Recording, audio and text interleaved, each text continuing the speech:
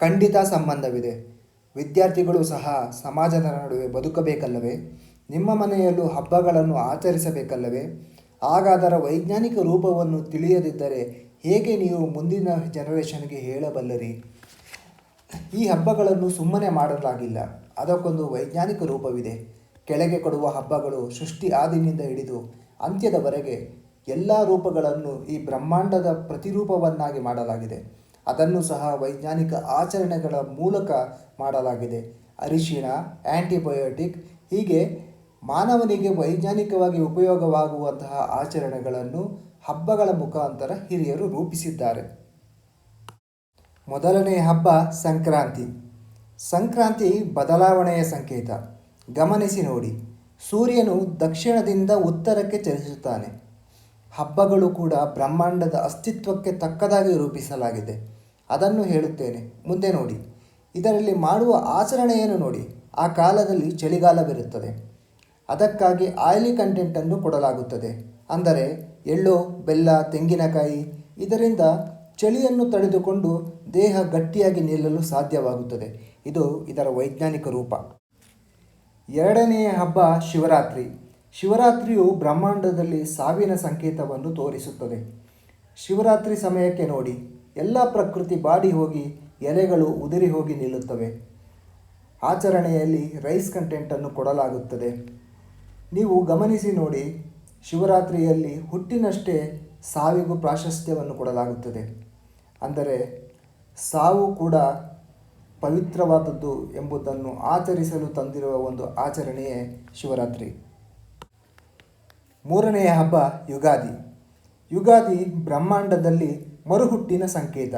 ಆ ಸಮಯದಲ್ಲಿ ಎಲ್ಲ ಗಿಡಗಳು ಚಿಗುರಿ ನಿಲ್ಲುತ್ತವೆ. ಇದರಲ್ಲಿ ನೋಡಿ, ಪ್ರಕೃತಿಯಲ್ಲಿ ಸಾವಿದೆ ಎಂದು ತಿಳಿಸಿತು ಹಿಂದಿನ ಶಿವರಾತ್ರಿ. ಅದೇ ಯುಗಾದಿಯಲ್ಲಿ ಪ್ರಕೃತಿ ಚಿಗುರಿ ಮರುಹುಟ್ಟಿದೆ ಎಂದು ತಿಳಿಸಿತು ಈ ಬ್ರಹ್ಮಾಂಡ.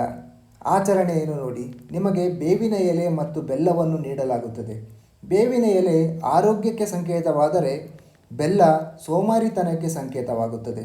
ಎರಡು ಸಮವಾಗಿರಲಿ ಎಂದು ಸೂಚನೆ ನೀಡುತ್ತದೆ ಈ ಹಬ್ಬ. ಸಿಹಿಯನ್ನು ಅತಿಯಾಗಿ ತಿನ್ನಬೇಡಿ, ಕಹಿಯನ್ನೂ ಅತಿಯಾಗಿ ತಿನ್ನಬೇಡಿ. ಎಲ್ಲದಕ್ಕೂ ಸಮತೋಲನ ಮುಖ್ಯ. ನಿಮ್ಮದೇ ಭಾಷೆಯಲ್ಲಿ ಹೇಳುವುದಾದರೆ ಈಕ್ವೇಷನ್ ಈಸ್ ಇಂಪಾರ್ಟೆಂಟ್. ನಾಲ್ಕನೇ ಹಬ್ಬ ಗಣಪತಿ ಹಬ್ಬ. ಇದು ಬ್ರಹ್ಮಾಂಡವು ಮನುಷ್ಯನಿಗೆ ನೀಡುತ್ತಿರುವ ಒಂದು ಸಂಕೇತ. ಅಹಂಕಾರವನ್ನು ತ್ಯಜಿಸು, ಇಲ್ಲದಿದ್ದರೆ ನಿನ್ನ ತಲೆ ಕತ್ತರಿಸುತ್ತದೆ ಎಂದು. ಸೂಕ್ಷ್ಮವಾಗಿ ನೀವೇ ಗಮನಿಸಿ. ಪ್ರತಿ ಬಾರಿ ದೇವರ ಪೂಜೆಗೆ ನೀವು ತಲೆ ಬಗ್ಗಿಸಿ ಪೂಜೆ ಮಾಡುತ್ತೀರಿ. ಅಂದರೆ ನಿಮ್ಮ ಅಹಂಕಾರವನ್ನು ಕೆಳಗೆ ಇಳಿಸಿದ ಮೇಲಷ್ಟೇ ನೀವು ಪೂಜೆ ಮಾಡಲು ಸಾಧ್ಯ. ಇದೇ ಗಣಪತಿ ಹಬ್ಬದ ಮುಖ್ಯ ಸಂದೇಶವಾಗಿದೆ. ಮುಂದಿನ ಹಬ್ಬ ವಿಜಯದಶಮಿ. ಅಹಂಕಾರವನ್ನು ತ್ಯಜಿಸದಿದ್ದರೆ ನಿನ್ನೊಳಗಿನ ಅಸುರನನ್ನು ಸಾಯಿಸಲಾಗುತ್ತದೆ. ಯಾರೇ ಆಗಲಿ ಕಾಲದ ವಿರುದ್ಧ, ನಿಯತಿಯ ವಿರುದ್ಧ ಹೋಗಬೇಡಿ. ಹಾಗೆ ಹೋದರೆ ನಿಮ್ಮೊಳಗಿನಲ್ಲಿ ಅಸುರನನ್ನು ಸಾಯಿಸಲಾಗುತ್ತದೆ ಎಂಬ ಸೈಕಾಲಜಿಯನ್ನು ಈ ಹಬ್ಬದಲ್ಲಿ ಹೇಳಲಾಗಿದೆ.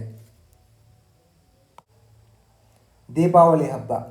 ಬ್ರಹ್ಮಾಂಡವು ಅಹಂಕಾರ ತ್ಯಜಿಸಿದರೆ ನಿನ್ನ ಬದುಕಲ್ಲಿ ಬೆಳಕು ಬರುತ್ತದೆ ಎಂದು ನಿನಗೆ ನೀಡುವ ಸಂಕೇತ. ದೀಪಾವಳಿ, ದೀಪಗಳ ಅವಳಿ.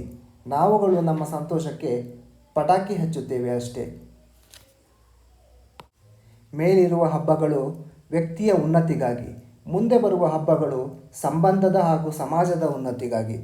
ರಕ್ಷಾಬಂಧನ, ಇದು ಅಣ್ಣ ತಂಗಿಯರ ಸಂಬಂಧವನ್ನು ಗಟ್ಟಿಗೊಳಿಸುವುದಕ್ಕಾಗಿ. ಇದರಲ್ಲಿ ಸಮಾಜದ ಸ್ವಾಸ್ಥ್ಯ ಅಡಗಿದೆ. ಸೋಷಿಯಲ್ ವೆಲ್ನೆಸ್ ಆಗಿ ಈ ಹಬ್ಬವನ್ನು ಮಾಡಲಾಗಿದೆ. ಮುಂದಿನ ಹಬ್ಬ ವರಲಕ್ಷ್ಮಿ ಪೂಜೆ.